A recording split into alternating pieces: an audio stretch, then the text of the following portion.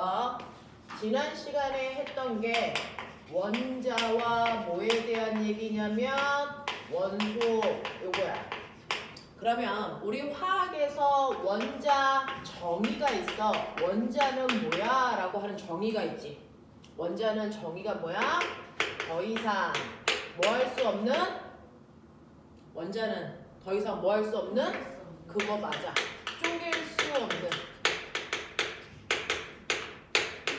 가장 작은 물리계의 입자. 그래서 쪼개지지 않는 가장 작은 입자를 뭐라고 한다? 원자라고 얘기한다.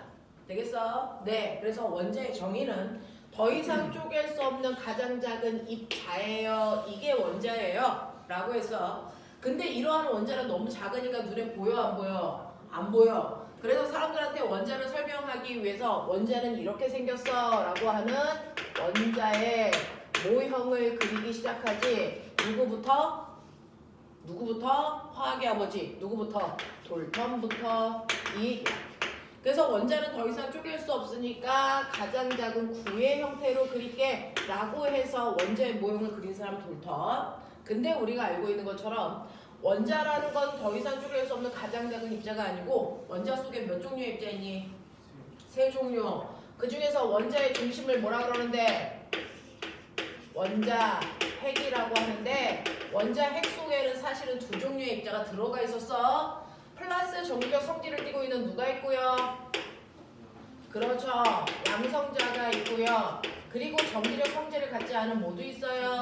중성자도 가지고 있어요. 라고 얘기해서 이렇게 양성자와 중성자의 묶음을 우리가 원자 핵이라고 했던 거야. 그리고 바깥쪽에 마이너스 정기적 성질을 가지고 있는 뭐도 있다? 전자도 들어있다. 이렇게 얘기해서 원자 속에는 이렇게 3종류의 입자가 있는데 돌턴은 그거 몰랐다는 거죠. 그래서 돌턴은 원자는 더 이상 쪼갤 수 없는 속이 비어있는 구의 형태다 라고 했어. 그랬다가 과학자들이 한 명 한 명 이 입자들을 발견하게 된 거지. 그럼 가장 먼저 셋 중에서 발견된 게 뭐게? 전자요. 됐죠? 가장 먼저 발견된 거 전자고요. 전자를 먼저 발견한 사람 누구? 톰슨. 맞아. 그래서 톰슨이 전자를 발견하는 실험을 했는데 그 실험에 이름 있어. 뭐야? 그렇죠. 음극선 실험이라는 거 했어요. 이 음극선 실험을 통해서 전자라고 하는 게 있다는 걸 발견하기 위해서요. 톰슨은 금속 덩어리에다가 자, 왜 금속 썼어요? 자유전자들이 많으니까요. 그죠? 자유전자들이 많은 금속 덩어리에다가 엄청나게 센 비대에너지를 쏘이는 거죠. 그랬더니 빗먹고 전자가 뭐 했니? 탈출해요. 그래서 그 탈출하는 전자가 어떤 성질을 가지고 있는지를 실험하는 음극선 실험을 하는데 첫 번째 실험이 뭐였어? 한쪽에는 플러스 마이너스를 걸어. 그러면 빛을 먹고 탈출한 전자는요. 마이너스의 정기적 성질을 띠고 있으니까 얘 어떻게 돼? 플러스 쪽으로 가서 붙으면서 형광물질에 부딪혀서 빵 하고 빛 나와. 알겠니? 그래서 여기서 튀어나온 전자들은 모두 다 플러스 쪽에만 가서 붙죠. 마이너스 쪽에 가서 붙는 애들이 하나도 없어요. 그래서 아, 튀어나온 아이는 마이너스 전하를 띠고 있구나 라고 하는 거를 확인할 수 있었고요. 그 다음에 그 앞에 특이한 모양으로 생긴 방해물질을 놔요. 이렇게 십자가 모양을 하고 있는 방해물질을 놓는다고 쳐봐. 그러면 여기서 튀어나온 입자요. 뿔말을 빼면 이제 얘는 전자는 뭐 할 거야? 직진할 거죠. 전자는 직진할 거니까 방해물질이 없는 곳에는 와서 부딪혀서 빛이 나올 텐데 방해 입자가 있는 곳에는 전자가 반대쪽으로 갈 수 없어서 빛이 나오지 않아요. 그래서 방해물이 있는 반대쪽에는 빛이 나오지 않아 그림자지는 현상이 생기더라 라고 하는 이렇게 그림자지는 현상을 통해서 전자는 꽃장 가려는 직진하는 성질만 있지 전자가 이렇게 꿀렁꿀렁 못 가. 알겠어? 네. 그래서 전자는 똑바로 가려는 직진성을 가지고 있는 입자야 라는 것도 알았고요. 그러면 전자라는 건 현상이니 아니면 물질이니 라고 하는 거를 구분하기 위해서는 질량이 있냐 없냐 봐야 되는데 이 질량이 있냐 없냐 확인하기 위해서 여기에 바람개비 하나를 설치하면 질량을 가지고 있는 입자가 나올 때는 반드시 뭐가 생기냐면 2분의 1 mv 제곱이라는 질량 때문에 운동 에너지를 갖게 돼. 그 운동 에너지만큼 바람개비 날개를 돌리겠지. 그래서 날개가 돌아가나 안 돌아가나 확인해 봤더니 실제로 전자가 나오면서 부딪혀서 날개를 회전시키더라고요. 그래서 전자는 질량을 가지고 있는 입자네라고 알게 된 거죠. 그래서 이 세 가지 성질을 가지고 있는 그 입자를 나는 전자라고 부를 거야. 그래서 전자를 발견하게 되고요. 이렇게 원자 속에는 전자라고 하는 입자가 들어가 있는데 그 모형을 톰슨은요. 이렇게 원자 속에는 마이너스 전기를 띠고 있는 전자가 있어. 그래서 전자만 있니? 아니잖아. 원자는 중성이어야 되니까 그거가 같은 양의 플러스 성격을 띠는 입자도 있긴 있을 텐데 나는 발견을 못했어. 이렇게 된 거야. 그래서 톰슨이 발견한 모형을 우리가 푸딩 모형이라고 얘기해요. 그리고 나서 그 다음에 러더퍼드라고 하는 과학자는요. 정말 플러스 성격을 띠고 있는 입자가 있을까? 근데 얘는 왜 못 나왔어? 를 생각하게 되죠. 그래서 러더퍼드는요. 이렇게 원자 속에 플러스의 성격을 띠는 입자는 반드시 있어야 돼. 왜? 원자는 중성이니까. 됐어? 하지만 걔가 못 나온 이유는 전자보다 엄청나게 무거운 아이이기 때문에 튀어나오지 못해. 그래서 아주 무거운 플러스 성격을 띠는 아이가 원자의 중심 속에 있을 거야. 나는 이거를 원자핵이라고 할 거야. 그리고 바깥쪽에 마이너스 전기를 띠고 있는 전자가 이렇게 있어서 얘는 가볍기 때문에 빗먹고 실제로 쉽게 탈출할 수 있었지만 얘는 쉽게 탈출할 수 없어. 왜? 무거우니까. 이런 얘기 했던 거야. 됐어? 그러면 정말로 원자핵이 있을까? 라고 하는 러더퍼드는 원자핵을 발견하는 실험을 하죠. 그 원자핵을 발견하는 실험의 이름. 그렇죠. 알파 입자 산란 실험이라는 걸 하는데 이 사람이 한 실험 중에 알파 입자라는 건 어떤 입자를 썼다는 얘기야? 뭐죠? 맞아요. 헬륨인데요. 헬륨 원자 썼을까요? 헬륨 양이온 썼을까요? 헬륨 양이온을 쓴 거죠. 됐어. 그래서 그 사람이 사용한 알파 입자라는 건 헬륨 양이온이고요. 산란이라는 게 무슨 말일까? 알파 입자를 산란시켰어. 이런 뜻이잖아. 산란이 뭐야? 산란은요. 실제로 알파 입자를 쐈을 때 직진하지 않고 휘거나 반사되는 걸 산란했다라고 합니다. 됐죠? 네. 이렇게 산란이라는 걸 통해서 원자핵이라는 게 있는지 발견해 볼게 라고 했는데 그걸 발견하기 위해서 이 사람은요. 톰슨이랑 똑같이 금속 쓴 건 맞아. 근데 금속 덩어리를 쓴 게 아니고 금속을 아주 얇게 폈죠. 멋진 말로 뭐라 그래? 금속 가계 상태로 만들었어. 이래서 그랬더니 원자들이 겹치지 않을 뿐만 아니라 그 안에 있어야 되는 원자핵들도 겹치지 않고 존재하게 하기 위해서 금속 박의 형태로 만들었대요. 그래 놓고 뒤쪽에는 똑같이 형광물질을 바른 막을 쌓아놓고요. 앞쪽에서 알파 입자를 장전한 아이를 위에서부터 아래까지 따르르르 100발쯤 쐈다고 치자. 자, 그랬을 때 100발 중에 90발은요. 어떤 방해도 받지 않고 뭐만 하더라? 직진만 한다. 자, 그 위치를 A라고 하자. 자, 이걸 보고 러더포드가 분석한 건 뭐야? 쐈는데요. 금속박을 통과해서 올 때 그냥 방해받지 않고 다 직진해서 왔어. 이걸 통해서 러더포드가 한 말은 그럼 원자는 대부분 뭘로 되어 있어? 네, 빈 공간으로 되어 있어. 속이 비어있기 때문에 그냥 통과할 수 있어 라고 얘기했고요. 이것과 같은 말은 뭐야? 그러면 그 안에 원자핵이 없다는 얘기야? 그 안에 원자핵이 없다는 얘기야? 네, 요거를 이렇게 들고 오시면 고개 운동을 안 해도 돼요. 쟤도 들고 오시면 편하게 앉죠. 자, 이걸 통해서 러더포드가 한 건 원자는 대부분 비어있어. 하지만 원자핵은 있어야 되잖아. 근데 그 원자핵의 크기는 뭐하다? 원자핵의 크기가 뭐하다? 엄청 작을 거야 라고 라고 하는 거를 생각하게 된 거고요. 그 다음에 두 번째요. 이 중에서 100발 중에 90발은 여기에 왔다면 나머지 10발 중에서 두세 발은요. 아무리 작아도 존재하는 원자핵에 부딪히는데 부딪힐 때 어떤 일이 발생해? 가벼운 애가 튕겨나가지. 누가 튕겨나가? 원자핵이야 알파 입자야? 알파 입자인 헬륨 양이온이 튕겨나가요. 그래서 이렇게 B의 위치에 와서 부딪히는데 B의 위치에 와서 부딪히는 걸 통해서 아하 알파 입자인 헬륨 양이온보다 원자핵이 훨씬 더 질량이 크네. 그러니까 내가 발견하려고 하는 원자핵의 질량은 정말로 크구나. 그래서 빈 먹고 튀어나오지 못했던 거구나 라고 하는 걸 입증하게 된 거고요. 그 다음에 이렇게 원자핵을 스치는 순간 부딪히지는 못했지만 깻잎 한 장 차이로 스치는 순간 무조건 밖으로 뭐 했어? 밀렸어. 됐죠? 이렇게 밖으로 밀려 나갑니다. 오늘 문제 풀어 오셨을 텐데 그 중에 오답 하나 있었어요. 됐어? 거기 답에 오답 하나 있었어요. 이렇게 밖으로 밀립니다. 이렇게 밖으로 밀리는 거를 통해서 헬륨 양이온도 플러스 성격을 띠는데 원자핵도 뭘 띠고 있어? 플러스를 띠고 있어.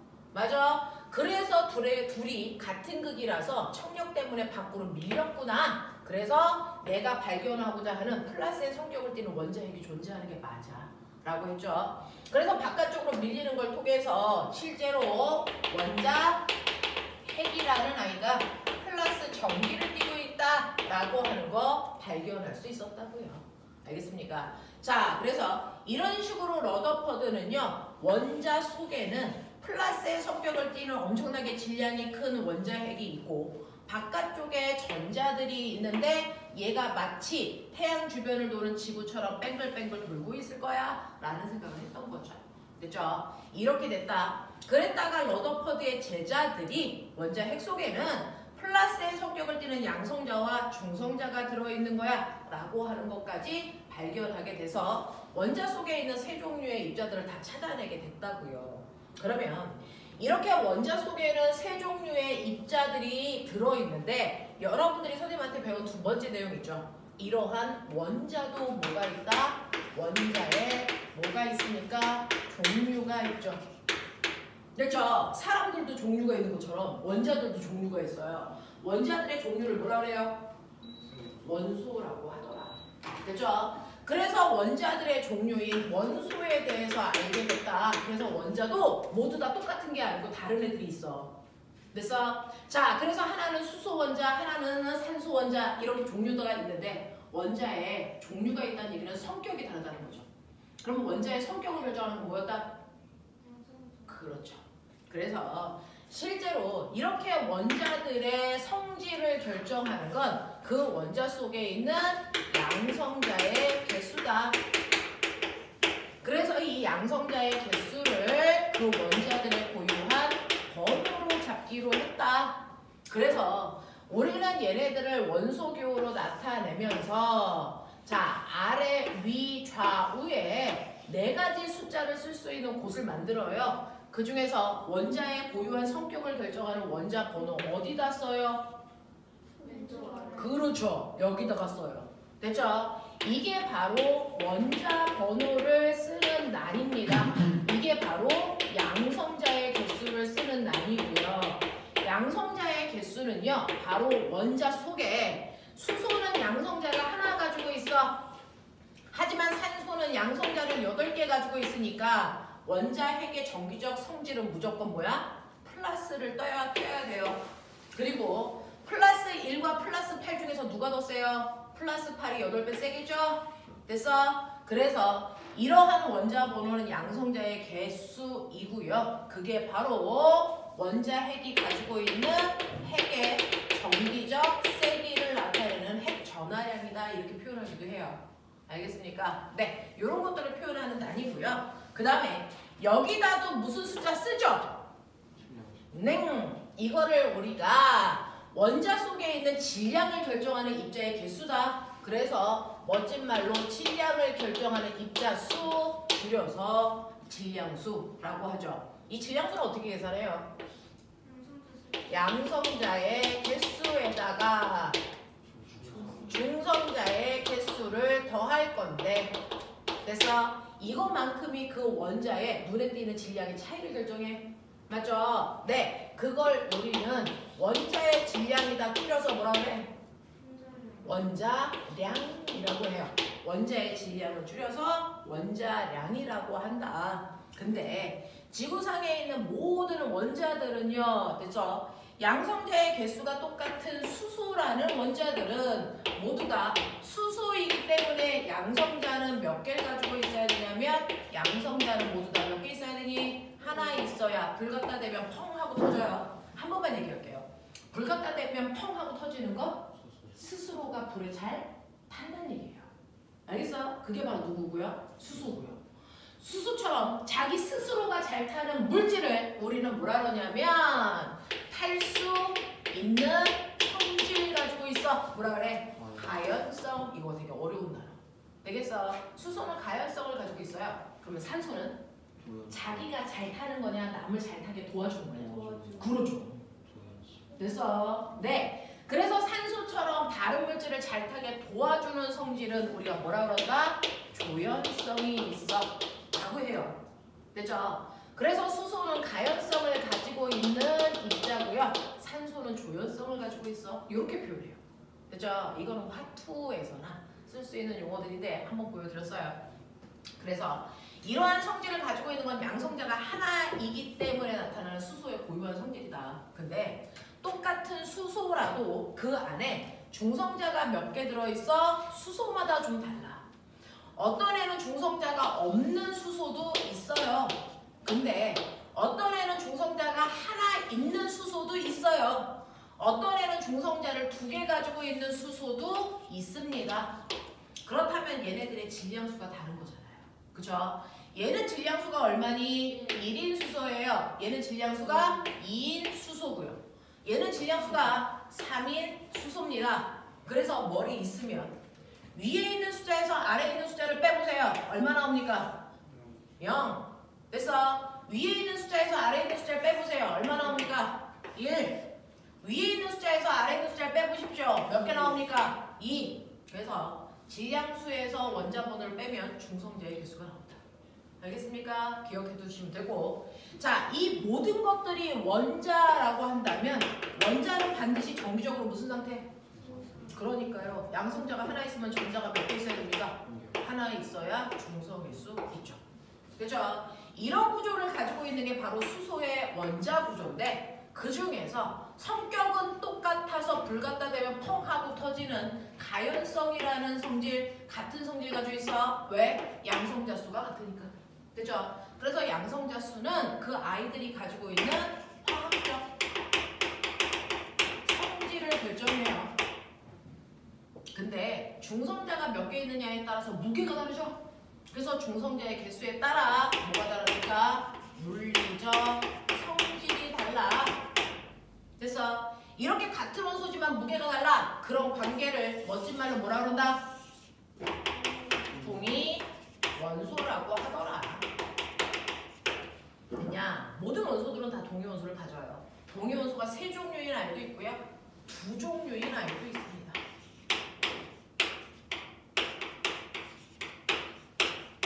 이렇게요. 됐죠? 근데 이러한 동위 원소들이 실제로 전 우주적으로 몇 %씩 있어? 라고 하는 존재 비율을 볼게요. 그 중에서요. 질량수가 1인 수소는 전체 수소들을 100이라고 봤을 때 얘는 전체 수소의 90%를 차지해. 질량수가 2인 수소와 3인 수소는 전체 수소의 5%씩을 각각 차지해. 라고 하는 존재 비율이 엄청 달라요. 얘도 그렇습니다. 헬륨 중에서 헬륨 3은 전체 헬륨의 25%를 헬륨 4는 전체 수소의 75%를 차지하거든요. 존재 비율이 달라. 이 존재 비율의 의미는 뭘까? 안정도예요. 수소 중에서 어떤 상태가 가장 안정적이라서 아이들이 좋아해? 이 상태가 가장 안정적이라서 아이들이 좋아해서 무려 90%나 이 상태로 있는 거야. 헬륨은 어떤 상태가 가장 안정적이야? 이 상태가 제일 안정적이래요. 이런 얘기예요. 됐죠? 자, 그래서 우리가 일반적으로 수소 그러면 가장 안정적인 예 쓰고요. 일반적으로 헬륨 그러면 안정적인 예 쓰는 거예요. 되겠어? 자, 그러면 이렇게 헬륨은요, 양성자가 2개 있을 때 중성자가 2개 있는 게 훨씬 더 좋은 구조. 헬륨은 양성자가 2개 있을 때 중성자가 하나 있는 구조는 별로 안 좋은 구조. 그럼 중성자는요, 몇 개가 왜 필요합니까? 라고 하면 사실은 좁은 공간 안에는요, 양성자들이 드글드글 들어있어. 예를 들어 원자 번호 나트륨 몇 번일까요? 11번은요. 원자 핵 속에 양성자가 무려 몇 개 들어있어야 돼요? 11개나 들어있어야 되잖아. 근데 아까 러더포드가 얘기했지, 원자 핵의 크기는 엄청나게 뭐하다고? 작다고. 그 작은 곳에 양성자가 11개나 있다 보니까 양성자와 양성자 사이에 지네들이 서로 밀어내는 척력이 점점 뭐해질까? 세져. 그래서 불안정해. 맨날 싸운다고. 됐니? 그러면 이 척력을 중화시키기 위해서는 양성자와 양성자를 벌릴 수 있는 뭐가 필요하다? 중성자의 개수가 필요했던 거다. 그래서 중성자는요, 양성자와 양성자 사이의 척력을 줄이려고 필요한 입자였다. 그죠? 원자 번호가 적은 양성자의 개수가 조금 들어있는 애들은요, 양성자와 중성자의 개수 비율이 1대 1일 때 좁은 공간 안에 효율적으로 척력을 줄이는 구조야. 근데 원자 번호가 많아지면요, 양성자의 개수가 많으니까 양성자와 중성자의 개수비가 1대 1.5 또는 1대 2 이 정도의 비중으로 들어있어야 척력을 둔화시킬 수 있대요. 그래서 헬륨 양이온 같은 경우에 양성자가 2개 있으니까 중성자가 2개 있는 이 구조가 가장 안정적인 구조였어요. 됐어? 근데 왜 수소는 중성자가 없는 구조가 더 안정적입니까? 맞아요. 양성자가 하나라서 척력이 작용하지 않아. 굳이 중성자가 필요 없기 때문이었다. 됐어? 그래서 원자 핵 속에 중성자를 안 가지고 있는 거 전 우주적으로 딱 하나입니다. 누구? 수소만. 중성자가 필요 없죠.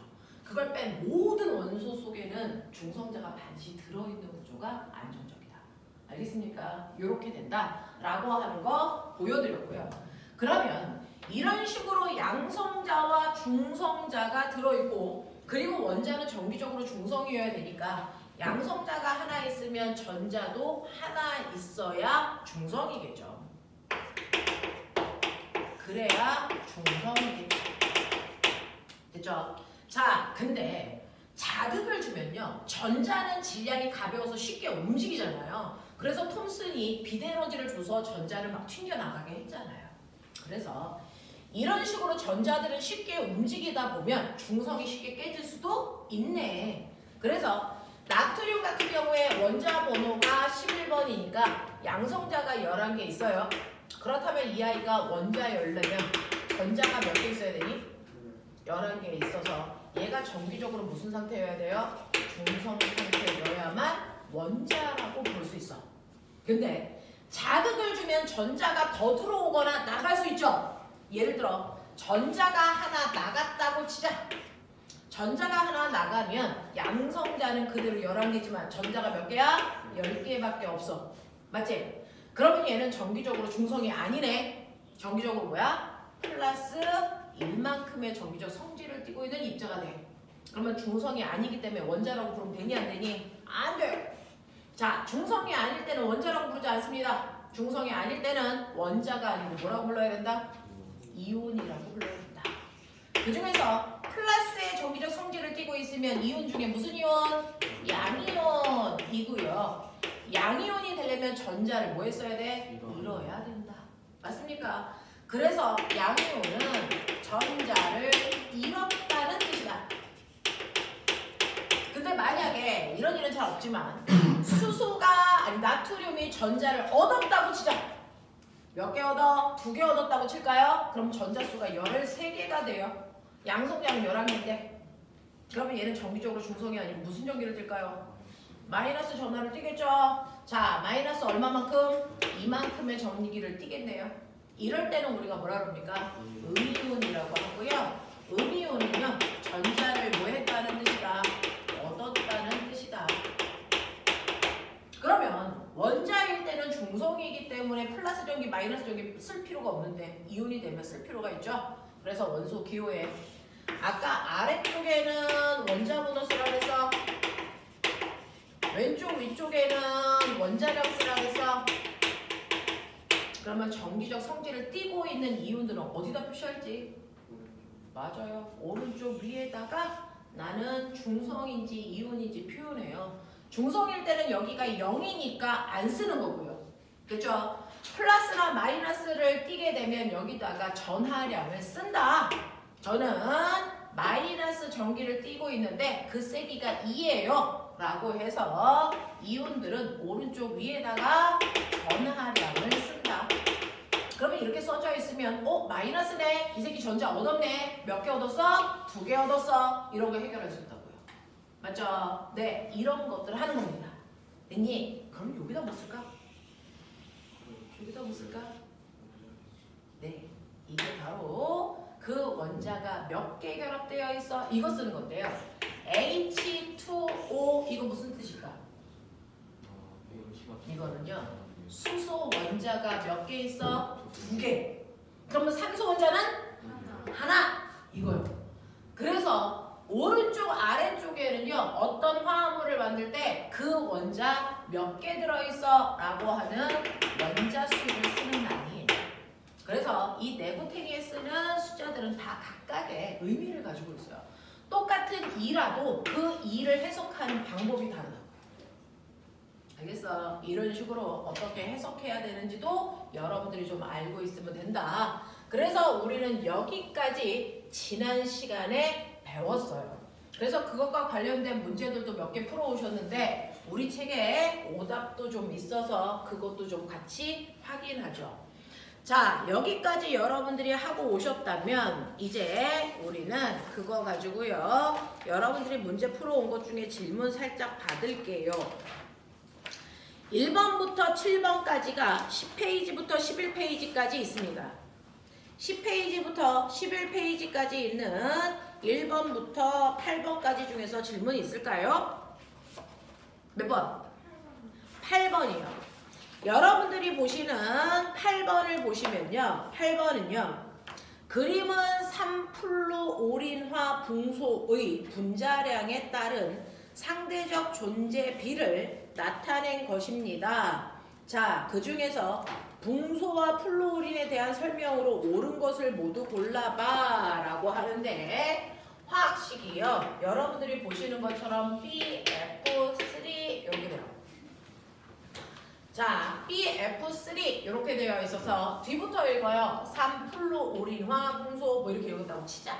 자, 이런 식으로 되어 있는 아이가 있다고 치면 여기에 대한 설명으로 맞는 걸 찾아보세요 라고 했는데 네. 자, 여기서 보시면요. 붕소의 상대적 존재 비율은 1이고요. 3플루오린화 분자. 자, 이 분자의 네, 존재 비율을 보면요. 여기에서 이렇게 되어 있네요. 분자량이 67인 아이의 존재 비율을 1로 본다면 분자량이 68인 아이의 존재 비율을 얼마로 본다? 4로 본다. 아, 얘네들의 존재 비율이 1대4구나.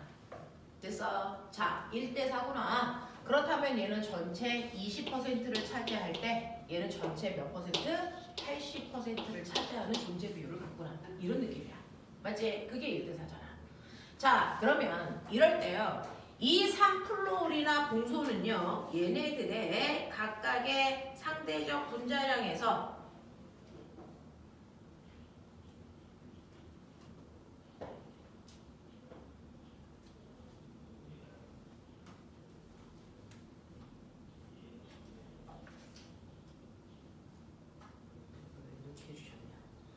자, 3플루오린화 붕소에서요. 여기에서 동위원소의 종류가 어떻게 될까요? 라고 하는 거예요.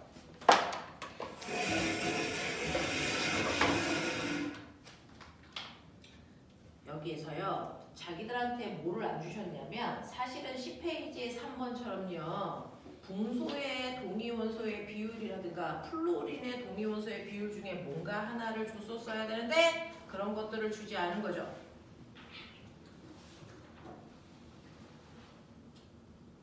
자, 그 중에서 보시면요. 여기에서 얘는요.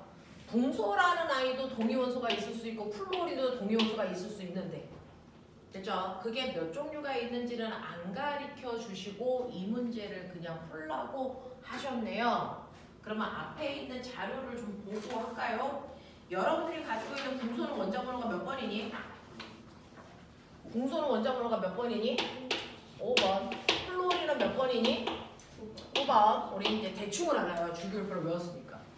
그러면 그거에 따라서 얘가 중성자가 있으면 대충 1대1의 비율이니까 평균적으로 얘는 한 10쯤 되는 질량수를 가지고 있을 거야. 그치? 얘는 평균적으로 질량수가 얼마? 한 18쯤 되는 아이를 가지고 있겠지. 동위원소가 여러 개니까 18도 있을 수 있고 그것보다 크거나 작은 애도 존재할 수 있으니까. 자, 그랬을 때 요거 5짜리 한 개 있어요. 5에다가 그죠? 5가 아니고 10짜리 하나 있어요. 그러면 10에다가 플로린은 3개 있는데 만약에 플로린이 18짜리가 3개 있다면 곱하기 3 해봐. 질량이 얼마일까?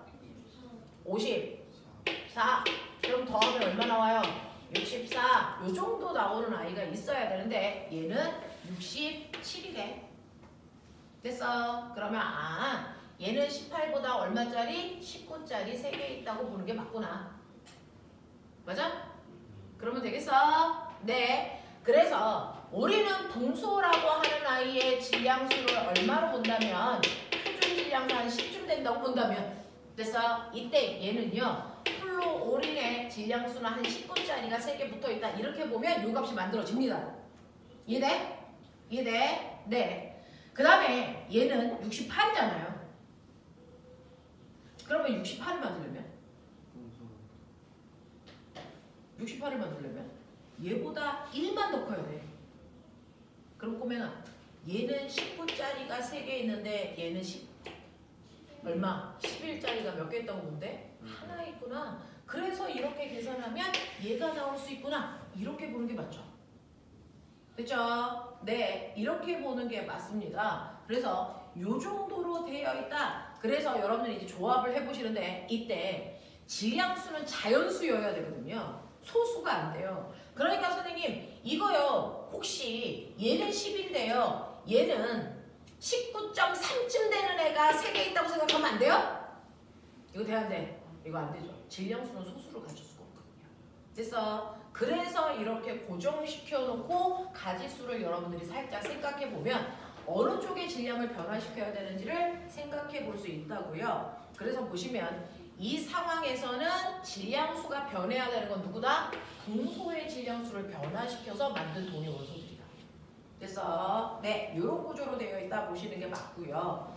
그랬을 때 이 구조로 만들어진 분자량이 67인 아이가 20% 나올 때 이 구조를 가지고 있는 68의 분자량을 가지고 있는 아이가 80%가 나온다면 어차피 얘는 똑같은데 그래서 요 붕소가 전체 분소의 몇 퍼센트? 20%. 맞냐? 이 붕소가 전체 붕소의 몇 퍼센트?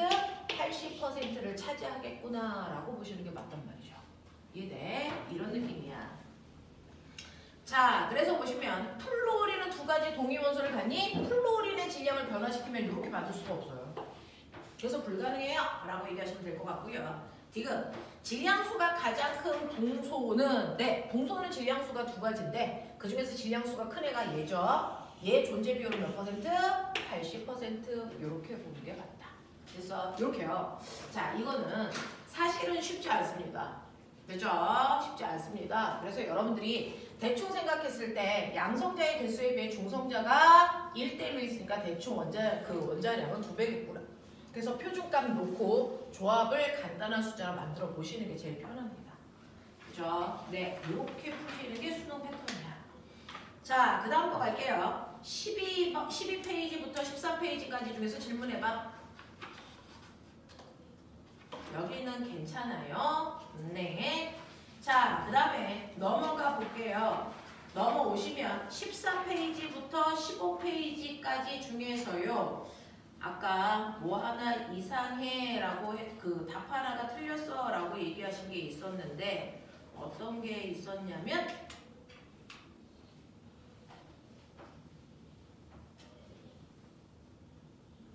자, 꼬맹아 13페이지에 14번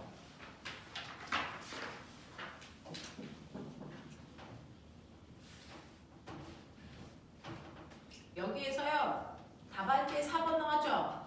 네, 4번은 정확하게 틀린 게 맞습니다.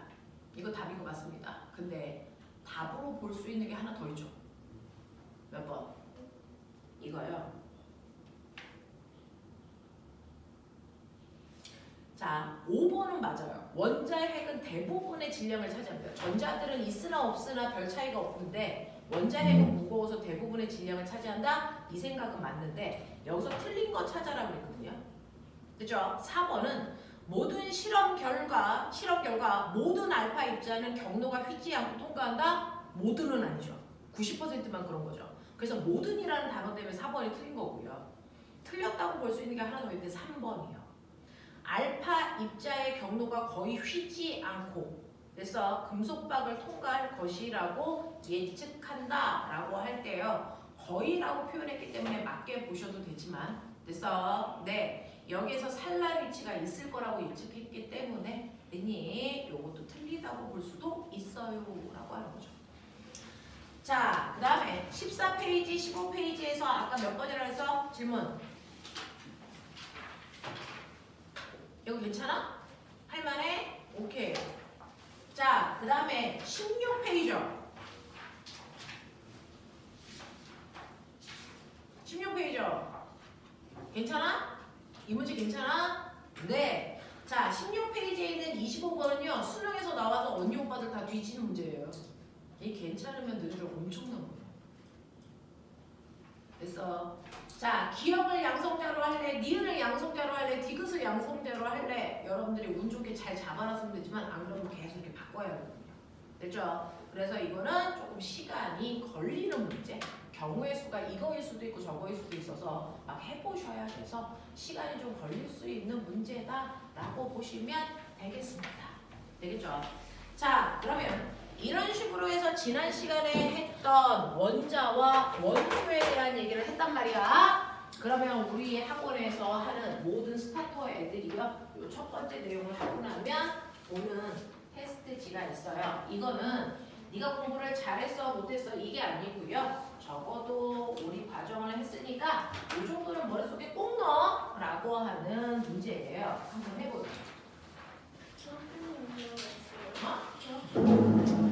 중학교 내용 주죠. 왜? 중학교 내용이 제일 어려워?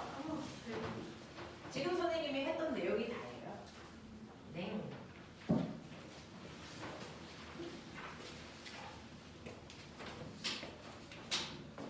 그냥 수업 시간에 한 내용밖에 안 들어가 있어요. 그러니까 그것만 잘 하시면 돼요.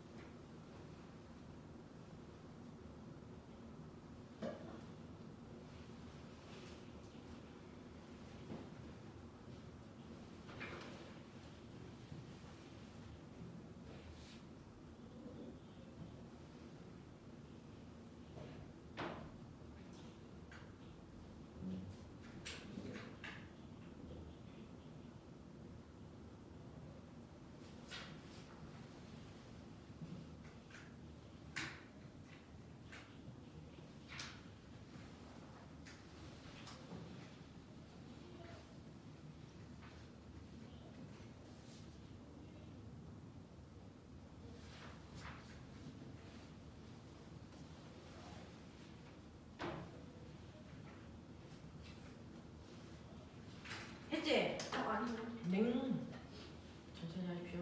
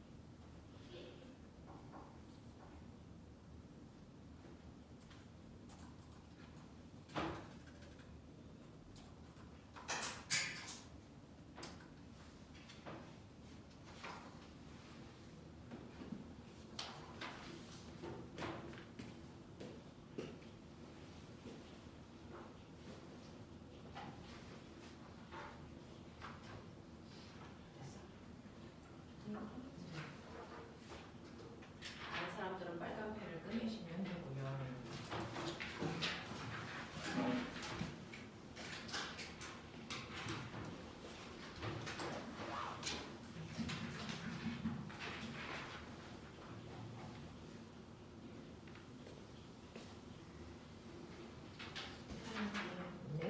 고생하셨어요. 자, 그러면 우리요 여기에서 여기는 10가지만 머릿속에 좀 집어넣어줘 라고 하는 거예요. 자, 보시면 그 중에서 첫 번째 1번 문제입니다. 1번 문제는요 원소의 존재 비율들 나와 있어요. 자, 그랬을 때 답은 4번일 건데, 됐죠? 이 중에서 기억의 평균 원자량이 얼마니? 라고 하면 염소는 원자량이 35인 원자도 있고요. 원자량이 37인에도 있으니까 평균값은 가운데 몸무게가 35짜리도 있고 37짜리도 있으니까 36 아니야? 라고 하면 틀린다 그랬죠. 왜? 얘네들의 존재 비율이 얘는 전체의 75.8%고요. 얘는 전체의 24.2%야. 고등학교 언니 오빠들한테는요 대략 75%, 25% 이렇게 해주거든요. 이 정도 돼요. 그러면 이 정도 됐을 때 평균 원자량은 얼마입니까? 라고 하면 존재 비율까지 생각하라 그랬으니까 35 곱하기 100분의 75에다가 37 곱하기 100분의 25 하면 돼. 이 정도가 평균 원자량이라서 존재 비율을 생각해야 돼. 너네가 100점짜리 10개에 90점짜리 하나라고 평균을 95점으로 잡진 않잖아. 그쵸? 이런 식으로 몇 개가 35g인지 몇 개가 37g에 해당되는 건지를 보시고 존재 비율을 집어넣어서 계산하는데, 이렇게 하면은 대략 얼마 나옵니까? 이거 계산하면 대략 얼마 나올까? 얼마 나올까? 35점. 35? 35? 36을 넘지 않아. 아니 35점 얼마? 35점 얼마 나오니? 5? 요 정도 나오나요? 이렇게 계산하면? 됐죠? 네, 요 정도 나올 것 같아요. 물론 여기서는 75.8이라고 했고 여기는 24.2라고 했기 때문에 조금은 다르게 나오는데 요 정도 나오는 근성값이 나오겠죠. 됐죠? 나중에 이제 고등학교 3학년 가면 요거를 쉽게 푸는 방법들을 보여드려요. 35하고 37이에요. 35하고 37인데 얘는 존재 비율이 몇 대 몇입니까? 3대 1이야. 그러면 이 사이의 질량을 전체를 몇 등분해? 4등분해. 맞냐? 이거를 4등분으로 하라고요. 그러면 이게 하나가 0.5씩이니까 얘가 35.5, 36, 36.5 이렇게 되는 거거든요. 그 중에서 존재 비율이 3대 1이니까 됐어. 이 중에서 차지하는 평균 원자량은 존재 비율의 역수. 그래서 한 칸과 세 칸의 간격이야. 그래서 1대 3의 간격에 해당되는 얘가 평균 원자량이야. 그냥 이렇게 구해봐요. 알겠어요? 네, 이렇게 가거든요. 고3 때는. 시간이 없어서 대단히 빠르고 정확하게 풀어야 되기 때문에 이렇게 갑니다. 요거 계산하면 의미가 이거거든요. 그렇죠? 그래서 이런 식으로 고3 때는 설명을 하는데 여러분들은 거기까지는 아직 모르셔도 되고 이렇게 계산할 수 있잖아요. 그래서 계산하는 게 좋다.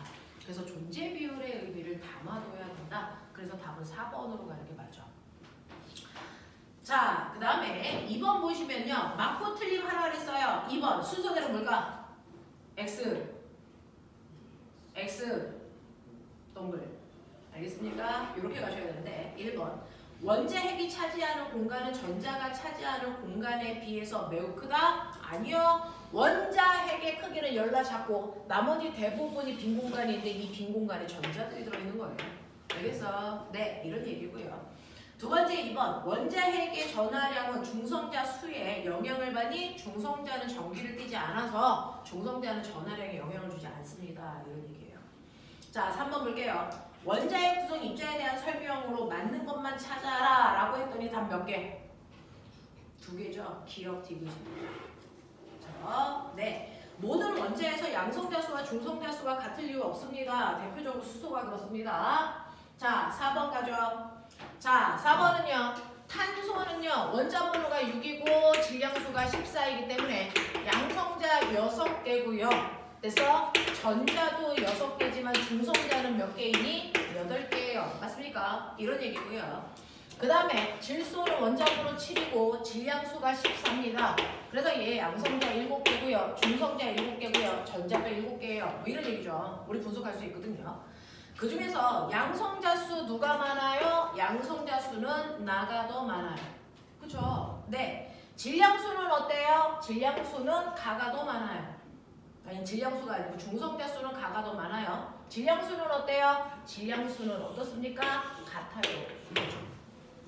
되겠어요? 네. 그래서 양성자 수는 나가 더 큰 거고요. 질량수는 같은 거고요. 중성자는 가가 더 큰 겁니다. 이렇게 가셔야 되고요.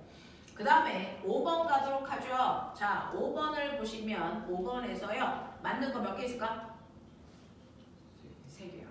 가나다 다 맞습니다. 됐죠? 네. 그 다음에 6번은요. 6번은 네. 러더퍼드의 알파 입자 산란 실험이라서 이 실험의 목적은 원자핵 발견입니다. 그죠?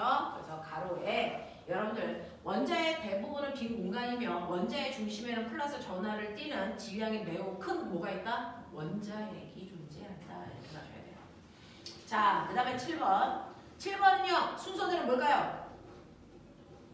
X 불러 동글 그 다음 동글. 알겠어요? 이렇게 보면 어때요? X 동글 동글. 되겠습니까? 네. 혹시 답 이상한 거 있으면 얘기하세요. 자, 그 중에서 1번이 왜 틀렸냐면 실험 결과 극소수의 알파 입자만이 금속방을 통과한다? 아니죠. 대부분이 통과하죠. 알겠어? 네. 이렇게 되기 때문이고요. 자, 그 다음에 8번 보시면 음극선 실험이에요. 톰슨이 한 거죠. 자, 여기에서 답이 몇 번일 것 같아요? 자, 몇 번? 자, 기억 보세요. 진공 유리관의 양 끝에 전극을 설치하고 놓으면 전압을 높이면 마이너스 극쪽으로 빛을 내면서 직진하니? 아니죠. 플러스 쪽으로 와서 붙어요. 니은 음극선은 전기장과 자기장을 걸지 않으면 직진한다. 네. 플러스와 마이너스를 걸지 않으면 직진합니다. 그 다음에 음극선은 질량을 갖지 않으므로 음극선이 뭔데요? 전자죠. 이 전자는 질량 없어? 있어. 그것 때문에 바람기비가 돌아갔어. 그죠? 그래서 맞는 건 됐죠? 네. 니은 2번만 가셔야 되죠. 9번 갈게요. 다요. 자, 다른 플러스 쪽으로 가서 휘는 걸 통해서 전자가 마이너스 전압을 띈다. 이거 알 수 있는 거죠? 3번. 마지막 10번입니다. 시대 순서대로 하면 돌톱 모양 가.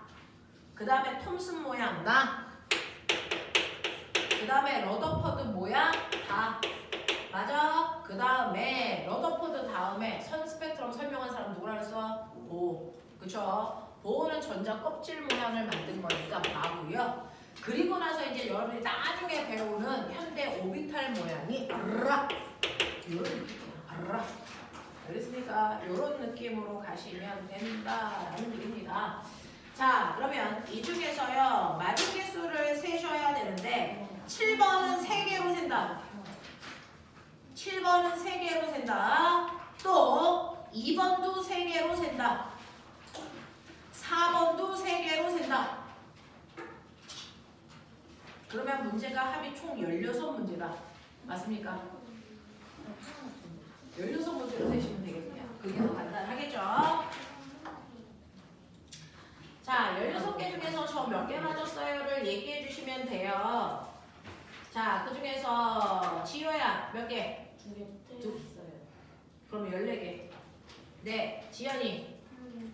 네. 민수.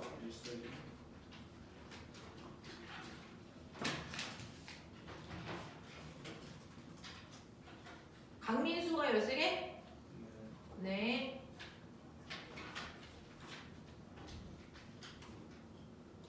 가연. 1개요. 네. 윤호. 12개. 민건. 민건이 없죠. 윤진. 12. 네. 서준. 14개? 18개? 오케이. 자, 요렇게 되는 걸로 그래서 여기서 틀린 것들 중에서 해결이 다 됐는지 혹시 제가 질문 설명 안 한 게 있는지 그런 거 없어? 그러면 10분만 끊었다가 본격적으로 오늘 진도 나갈게요.